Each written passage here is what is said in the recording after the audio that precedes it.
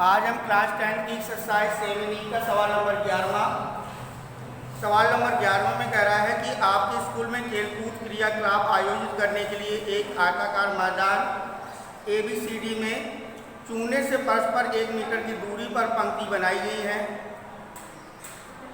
AD के अनुदिश परस्पर 1 मीटर की दूरी पर 100 गमले रखे गए हैं, जैसा कि आकृति में दर्शाया गया है। निहारिका दूसरी पंक्ति में AD का 1/4 भाग के बराबर की दूरी दौड़ती है, वहाँ एक हरा झंडा गाड़ देती है। प्रीत 8वीं पंक्ति के AD का 1/5 भाग के बराबर दौड़ती है और वहाँ पर लाल झंडा गाड़ देती है। दोनों झंडों के बीच की दूरी क्या है? यदि रश्मि को एक नीला झंडा इन दोनों झंडों के मिलाने वाली रेखा पर ठीक आधी दूरी के बीच में गाड़ना हो तो उसे अपना झंडा कहाँ गाड़ना होगा? गाड़ना होगा। तो जैसे कि आप लोग आकृति में देख रहे हो कि ABCD आपका एक आकृति बनी हुई है। ये आकृति है।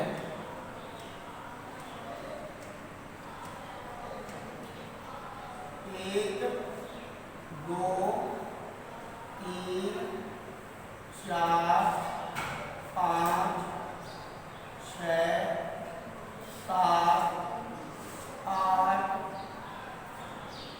10, यहाँ पर A, B, C और D, ठीक है। जिस पर बिंदु है 1 से लेकर के 10 तक नीचे वाले में, यह पहली पंक्ति है। 2, 3, 4, 5, 6, 7, 8, 9 और अगर इसको चाहो तो 10 भी कर सकते हो, 10, ठीक है। यहाँ पर ये गमले रखे हुए हैं। इस प्रकार से जो गमले रखे हैं, तो कितने गमले रखे हुए हैं? 100 गमले रखे हुए हैं और प्रत्येक गमले के बीच की दूरी कितनी है? 1 मीटर है। प्रत्येक 2 गमलों के बीच की दूरी बराबर 1 मीटर। प्रत्येक 2 गमलों के बीच की जो दूरी है वो आपकी कितने मीटर के बराबर है? 1 मीटर के बराबर। और इस प्रकार से गमलों की संख्या कितनी है? 100। गमलों की संख्या बराबर 100। तो यहाँ पर A से B की दूरी AD बराबर 100 × 1 बराबर ये हो जाएगा 100 मीटर। AD की लंबाई कितनी है? 100 मीटर है। ये आपका X अक्ष है और ये Y अक्ष पर स्थित है। B जो है वो Y अक्ष पर स्थित है और B जो है वो आपका X अक्ष है। AB रेखा ये आपकी X अक्ष और AD जो है वो Y अक्ष है। तो यहाँ पर प्रत्येक 2 गमलों के बीच की दूरी 1 मीटर है, गमलों की संख्या 100 है और AD बराबर आपकी AD की लंबाई आ जाएगी 100 × 1 बराबर 100 मीटर। तो सबसे पहले कह रहा है कि AD के अनुदिश परस्पर 1 मीटर की दूरी पर 100 गमले रखे हैं, जैसा कि आकृति में दर्शाया गया है। निहारिका दूसरी पंक्ति, निहारिका जो है वो दूसरी पंक्ति, इस दूसरी पंक्ति में AD का 1/4 भाग दौड़ती है। और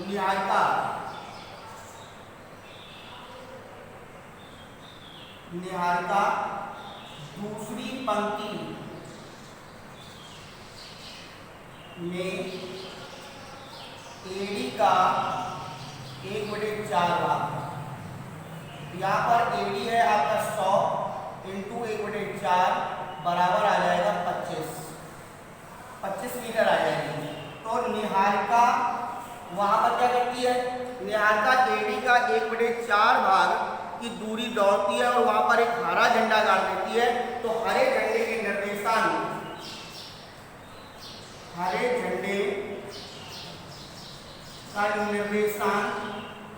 दूसरी पंक्ति है तो 2 हो जाएगा भुज और 25 दूरी चलती है। तो यहाँ पर 2,25, यहाँ पर मान लो कि 2,25 है।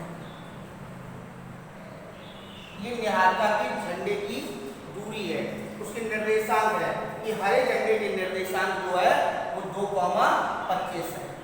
फिर इसके बाद निहारिका के बाद प्रीत 8वीं पंक्ति में एडी का 1/5 भाग के बराबर दौड़ती है और वहां पर लाल झंडा गाड़ देती है। तो प्रीत जो है वो 8वीं पंक्ति, प्रीत 8वीं पंक्ति में एडी का 1/5 भाग दौड़ती है। यहाँ पर लिख सकते हो दौड़ती है।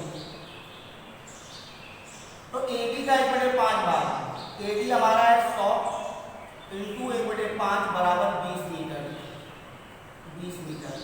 तो यहाँ पर प्रीत जो है 8वीं पंक्ति में 1/5 भाग, एडी का 1/5 भाग दौड़ती है, 1/5 भाग बराबर हो जाएगा 20 मीटर। तो यहाँ पर कौन सा झंडा गाड़ती है? लाल झंडा। तो उस लाल झंडे के निर्देशांक हो जाएंगे, 8वीं पंक्ति पर है तो लाल झंडे के निर्देशांक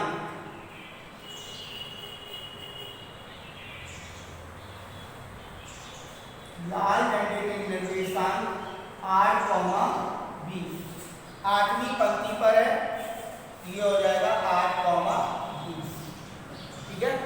तो निहारिका जो है वो दूसरी पंक्ति में एडी का 1/4 भाग, तो 2,25 हो जाएगा। और प्रीत जो है वो 8वीं पंक्ति पर है और 8वीं पंक्ति में एडी का 1/5 भाग, तो 8,20 आ जाएगा। तो ये आपके हरे झंडे का निर्देशांक हो गया, ये आपके लाल झंडे का निर्देशांक हो गया। अब कह रहा है इन दोनों झंडों के बीच में, इन दोनों झंडों के बीच में रश्मि एक नीला झंडा गाड़ती है, एक नीला झंडा गाड़ती है। तो नीले झंडे के निर्देशांक बराबर, नीले झंडे का निर्देशांक बराबर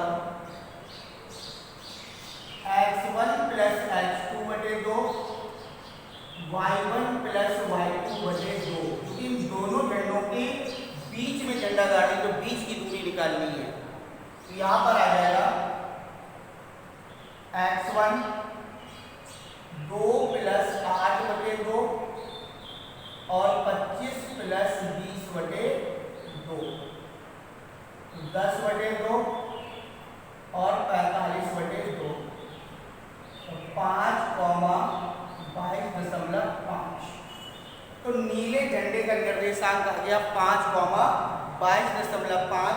तो नीला झंडा 5वीं पंक्ति के 22.5 मीटर की दूरी पर गड़ा हुआ है। नीला झंडा जो है वो 5वीं पंक्ति के 22.5 मीटर की दूरी पर गड़ा है।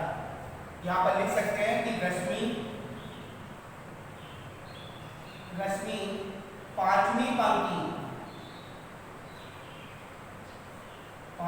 पंक्ति में एडी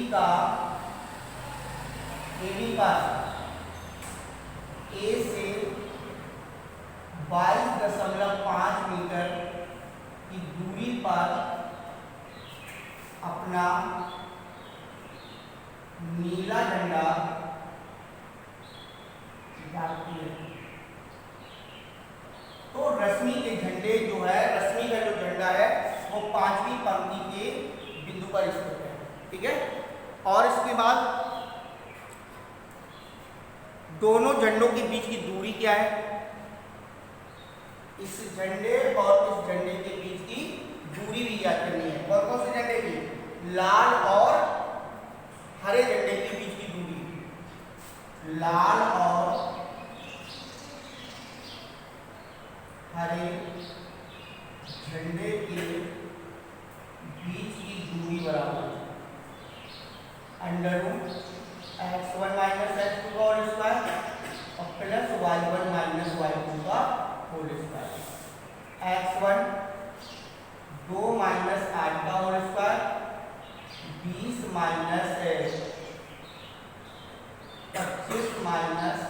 20 का होल स्क्वायर। ये आ जाएगा -6 पचम 25 बराबर √61 मीटर। तो दोनों झंडों के जो बीच की दूरी है वो √61 मीटर है। इस झंडे और इस झंडे के बीच दूरी आपकी √61 है और इसके बीच का जो झंडा गड़ा हुआ है वो 5वीं पंक्ति पर 22.5 मीटर की दूरी पर है। तो इस झंडे के निर्देशांक ये हैं। तो हमें नीले झंडे के निर्देशांक निकालने हैं और इसके बाद हमें निकालना था कि लाल झंडे और हरे झंडे के बीच की दूरी निकालनी थी। तो यहाँ पर दोनों दूरियां निकल आई और उनके बीच की दूरी निकल आई। अगला सवाल है 12वां। कह रहा है कि बिंदुओं 6, -6, 3, -7 और 3, 3 से होकर के जाने वाले वृत्त के केंद्र ज्ञात कीजिए, केंद्र के निर्देशांक ज्ञात कीजिए। तो यहाँ पे वृत्त पर स्थित बिंदु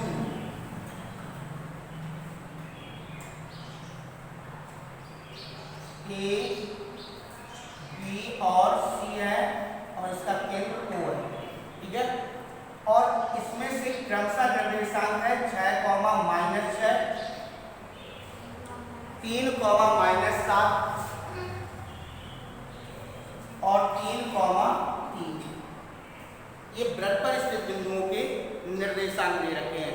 कह रहा है बिंदु 6, -6, 3, -7 और 3, 3 से होकर के जाने वाले वृत्त की केंद्र के निर्देशांक ज्ञात कीजिए। तो वृत्त मान लो कि माना वृत्त के केंद्र के निर्देशांक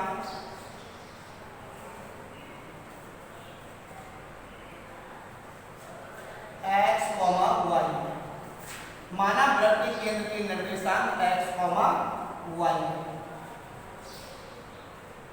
और वृत्त पर स्थित बिंदुओं के निर्देशांक दे रखे हैं। वृत्त पर स्थित बिंदुओं के निर्देशांक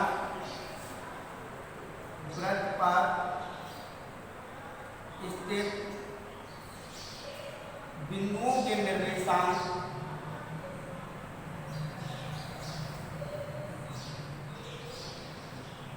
A 6, -6, B 3, -7 तथा C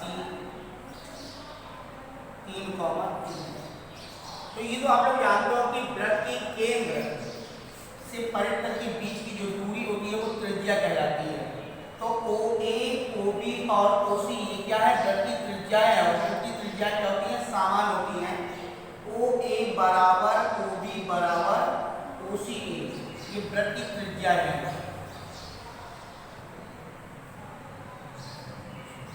वृत्त की त्रिज्या है। तो सबसे पहले OA बराबर OB के, OA बराबर OB के, तो OA स्क्वायर बराबर OB स्क्वायर। तो यहाँ पर आ जाएगा 6 - x का होल स्क्वायर और y - 6 का होल स्क्वायर बराबर 3 - x का होल स्क्वायर और प्लस -7 और -y का होल स्क्वायर। यहाँ पर 6 - x का होल स्क्वायर और यहाँ पर लिखिए -6 और -y का होल स्क्वायर, ठीक है। x1 x2 का होल स्क्वायर और y1 - y2 का होल स्क्वायर। दूरी का फार्मूला लगा दिया। तो यहाँ पर हो जाएगा 6 × 36 plus x square -12x plus 6 × 36 plus y square plus 12y बराबर 3 × 9 प्लस x स्क्वायर और minus 6x plus 7 × 7 = 49 plus y square plus 7 × 14y y square cancel कर लो, x स्क्वायर कैंसिल कर लो। यहाँ पे माइनस के 12x और ये इस तरफ लाओगे तो प्लस के 6x हो जाएगा, प्लस के 12y माइनस के 14y बराबर 49 और 9 ये हो गया 58। 36 और 36 72 को उस तरफ ले जाएंगे तो माइनस हो जाएंगे 72। तो माइनस के 6x माइनस के 2y बराबर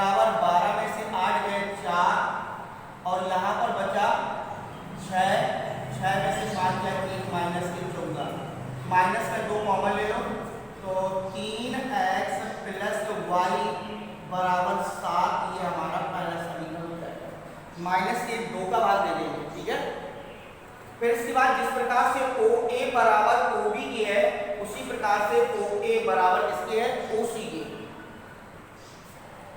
OA बराबर OC या OB बराबर OC, कोई भी गुंजा ले सकते हो।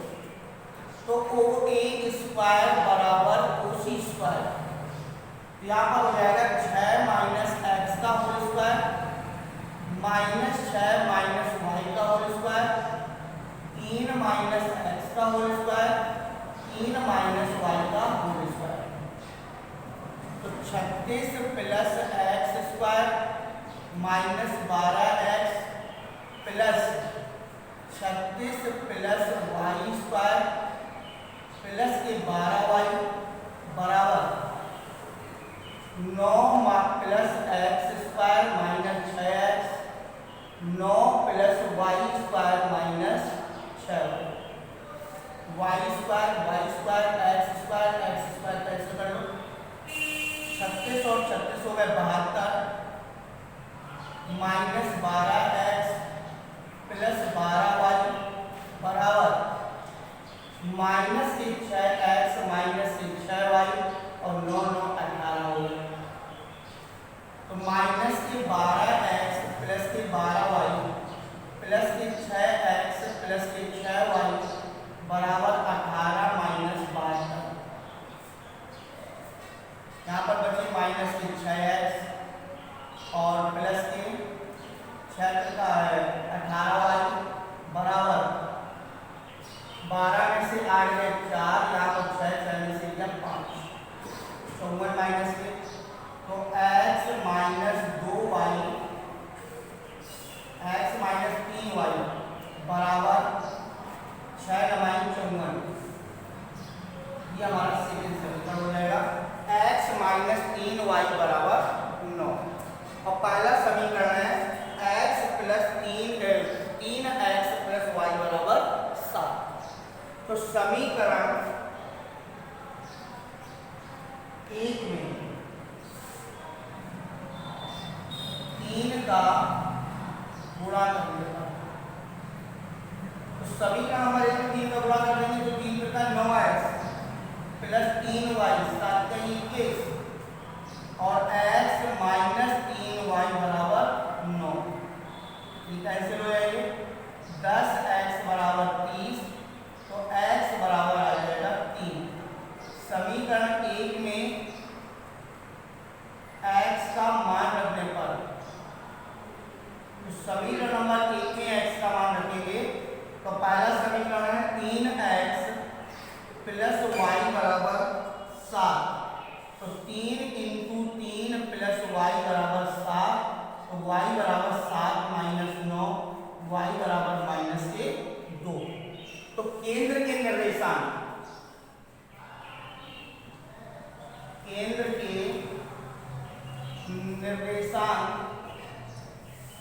x, y के तो बराबर आ जाएगा 3, माइनस 2, ये हमारे केंद्र के निर्देशांक आ गए। तो सबसे पहले आपके पास जो बिंदु दे रखे हैं वो वृत्त के बिंदु दे रखे हैं और वृत्त के केंद्र से उन बिंदुओं के बीच की दूरियां क्या है, बराबर है। OA बराबर OB बराबर OC, ये वृत्त की त्रिज्याएं हैं। तो OA बराबर OB के और OB बराबर OC के और OC बराबर OA, इसी के भी बराबर कर सकते हो। तो हमने मान लिया कि माना केंद्र के निर्देशांक बराबर x, y, तो OA बराबर OB, इससे हम पहला समीकरण बना लेंगे। OA बराबर OC, इससे सेकंड समीकरण बना लेंगे। दोनों समीकरणों को हल कर देंगे तो x और y के मान मिल जाएंगे। x, y के मान जो है वो केंद्र के निर्देशांक बन जाएंगे। तो यहाँ पर केंद्र के निर्देशांक आ जाएंगे 3, -2।